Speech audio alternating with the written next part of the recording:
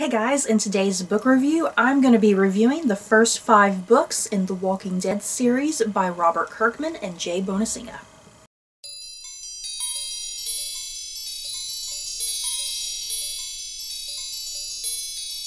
So, I typically go into a plot summary when I do these book reviews, but this is a little bit more complicated than me just kind of going headlong or headfirst into a plot summary. So yeah, before I get going, this is about the Walking Dead universe by Robert Kirkman. But yeah, no spoilers, especially if you've not read the comics, maybe you've not even seen the TV show. Either way, I'm not going to have any spoilers, period, just to give you guys a heads up. I'm just going to be very general and basic with my thoughts. But yeah, what you need to know about this book review. This is the Walking Dead novel series, not the graphic novel series, the novel series by Robert Kirkman and Bonansinga. And yeah, I'm doing the first 5 books. Goodreads currently says there's 8 books in this series. I'm not sure if that's it or if there's more to come. But yeah, I'm going to do the first 5 right now. Like I said, no spoilers.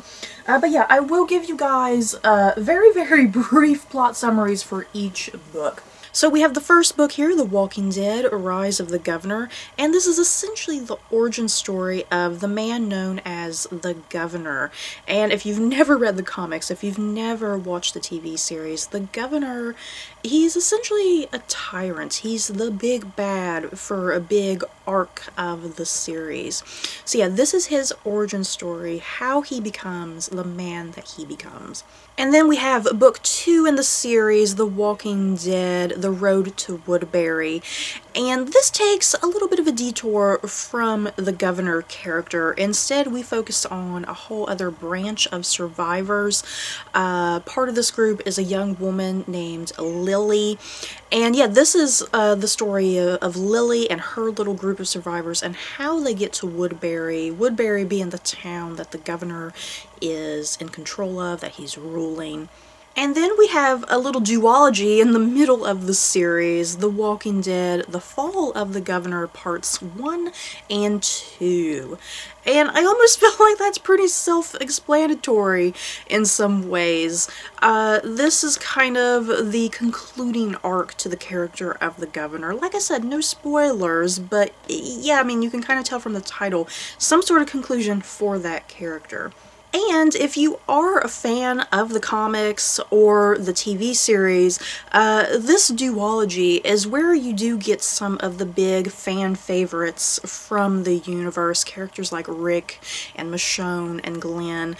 This is the part of the series where they are first introduced. And yeah, they're kind of almost the antagonists, if you will, because you're kind of seeing things from the opposite point of view, where everyone else is looking at Rick and that group as the bad people. And then the last book that I have, book 5, is The Walking Dead Descents. This is kind of the aftermath of the previous 4 books in the series.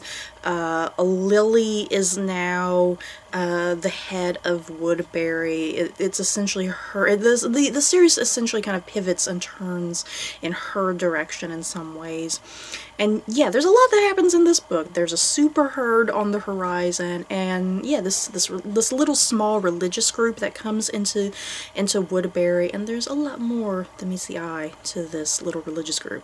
So yeah, that's as general and basic as I could be with these first 5 books, you guys. Hopefully nothing was too spoilery. Like I said, because there's The Fall of the Governor parts 1 and 2. I feel like that's kind of self-explanatory in some ways. I mean, that's the title. I can't get by the title of the book, so maybe that was a wee bit of a spoiler, I don't know. But still, yeah, what to say about this series? I've read the first 5. I would like to continue. When I first started the series, I wasn't quite sure if I wanted to continue or not, but by the end of book 5, I think I made up my mind that I would love to continue at some point in the future. Now, just to kind of talk about some general topics here, if you are a fan of the comics, this series is definitely a spin-off or a companion piece to the comics. This is not a companion piece to the TV series. So yeah, I gotta be clear about that. This goes with the comics, not the TV series. So yeah, if you're a fan of the comics, you might want to check these books out, especially if the character of the governor really intrigues you, if the character of Lily intrigues you. Seriously, the first book in this series, The Rise of the Governor, perhaps one of the best books in the entire 5 that I read.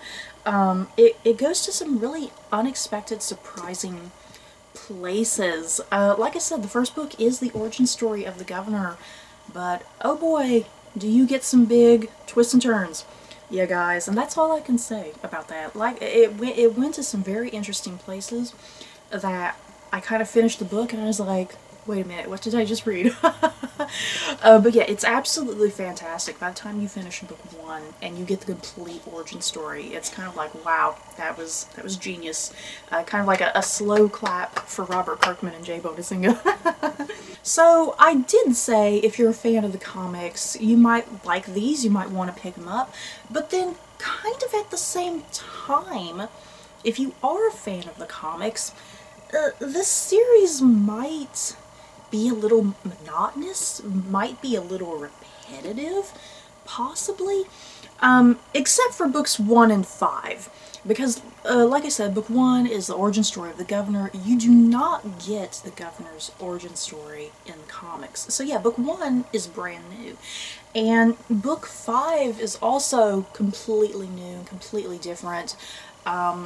You know, because in the comic book series by Robert Kirkman, you are primarily in the point of view of a group of survivors led by this sheriff by the name of Rick Grimes and his friends like Michonne and Glenn and Maggie.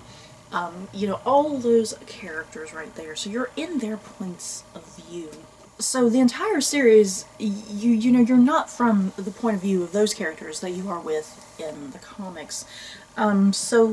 So yeah, the story follows the people of Woodbury. The series is following the character of the governor. It's following the character of Lily. So yeah, once everything, because there's a big thing that takes place at a prison. To be vague here with this review, there's a big thing that takes place at a prison.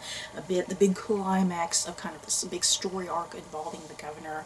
And yeah, once that arc is over, it's over. The character of Rick, he moves on somewhere else, and we never know what happens to the people of Woodbury. So yeah, that's kind of essentially what this series is exploring. You know, the rise of Woodbury, what's going on during the attack with the with the prison, and then yeah, the aftermath with the prison essentially. So yeah, the series might be hit or miss with comic book fans.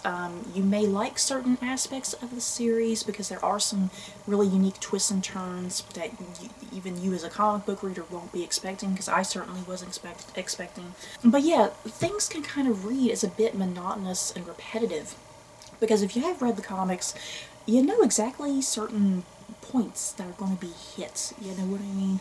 You're going to be able to know, okay, we're going to go to this next, we're going to go to this, then this, then this. So yeah, you know what step A, B, C, and D is through the first, especially for books 2, 3, and 4.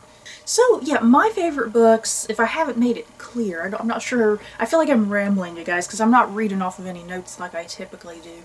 My favorite books in the series are books 1 and 5. I really love the unique, kind of wild and out there origin story for the governor with book 1. And then book 5, like I've kind of said, book 5, it's not in the comics at all. It's not in the TV series. It's completely new and different, and yeah, I didn't know what to expect, which made it exciting. So yeah, it may be a bit of a slog to get through books 2, 3, and 4, to be quite honest, because I definitely had some issues trying to get through those books because I knew exactly what to expect with them, unfortunately. As for the writing, my understanding is that this series is like a dual partnership of writing between Robert Kirkman and Jay Bonansinga, but I think Jay Bonansinga is the one who is primarily in charge of kind of crafting these novels and turning them into what they are. I think the writing is fine. There's nothing mind-blowing about the writing. There's nothing really original or unique about the writing. The pacing, I think the pacing can be a bit hit or miss on occasion. Sometimes it moves incredibly slowly, but when there is big action moments or big, just big moments in general, I think Jay Bonansinga does a fantastic job building up suspense, building up tension. I definitely think he's really good at twists and turns. But yeah, there are just moments that's kind of like, oh my god, this is a little slow, this is a little boring, especially the more talky moments, if you will. Sometimes the writing can be a bit sloppy, sometimes it can be a little bit cheesy and silly, a little too flamboyant and extravagant and out there. The F word is just everywhere, which if you've read the comics, the F word is everywhere in the comics, so yeah, the F word is flying in this series as well. But yeah, the F word's kind of in there a little too much on occasion, but still, well, what can you do? And there's nothing particularly wild and crazy about the characters either. The characters are okay. You're either going to love them, you're either going to hate them. The governor is probably the most fascinating character. He's the primary villain, the primary antagonist. Yeah, just the psychology of that guy. You know, it's like you just want to dig into his brain and try to understand what he's feeling and what he's thinking. So yeah, the governor is perhaps the most interesting character. Lily is perhaps a very hit or miss character as well. I've read various different reviews on Goodreads. Some people really like Lily as a character, some people just really hate her as a character. Some people think she's really whiny and babyish, but then other people think that she's badass and really tough and brave. So yeah, you know, you'll have to make up your mind if you read this series, how you kind of feel about various different characters. But sometimes I feel like it's the supporting cast of characters that are the best characters. They sometimes have the best lines of dialogue, the best emotional moments, the best character moments, and whatnot, the best interactions. And I do believe that's it for my review of these first 5 books in the series. I mean, I don't entirely have too much to say about them. I liked them for what they were. They were fine, they were fun, they had some hits and misses in there, but in general I liked the series. I liked it enough that I would definitely like to continue, especially after book 5, because I had my concerns kind of with books 2, 3, and 4, but with book 5 that kind of invigorated me to be like, okay, I want to continue, because it's fresh new material that's not related to the comics, if that makes sense. So yeah, like I said, if you're a comic book reader, you may like the series or you may not. It just kind of depends on you as a reader, if you think you can get through the repetitiveness or what. But yeah, overall, a fine series for what it is, and I give it a 2 thumbs up, I suppose. So that's it for this book review on the Walking Dead series by Robert Kirkman and Jay Bonansinga. In the comments below, are you a fan of the Walking Dead universe? Have you read the comics? Have you watched the TV series? Are you interested at all in this novel series at all? Just let me know your thoughts down below in the comments. So that's it for this review. Don't forget to like, comment, and subscribe. And if you like this video, you may like these other videos. Bye guys.